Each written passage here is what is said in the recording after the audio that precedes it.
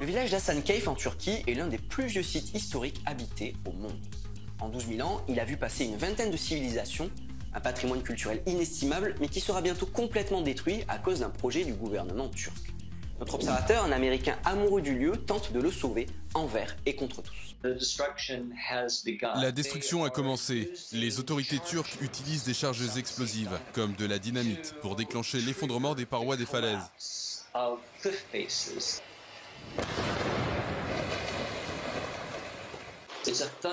Les rochers qui tombent sur le sol font un bruit tonitruant. De la poussière se répand partout dans la ville. Et c'est en fait très choquant que ce processus ait commencé alors que la ville est toujours habitée. Ces falaises sont dynamitées pour laisser place à un projet phare du président Erdogan.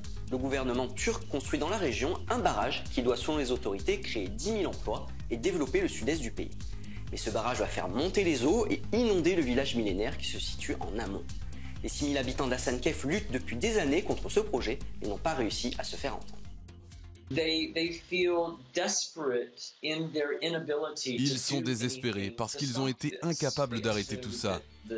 Ils ont cru que le gouvernement n'oserait jamais vraiment submerger la ville parce qu'elle est bien trop précieuse.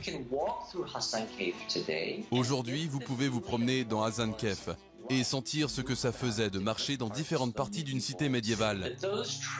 Ces trésors soutiennent une industrie touristique dont la valeur est bien supérieure à la production annuelle générée par le barrage.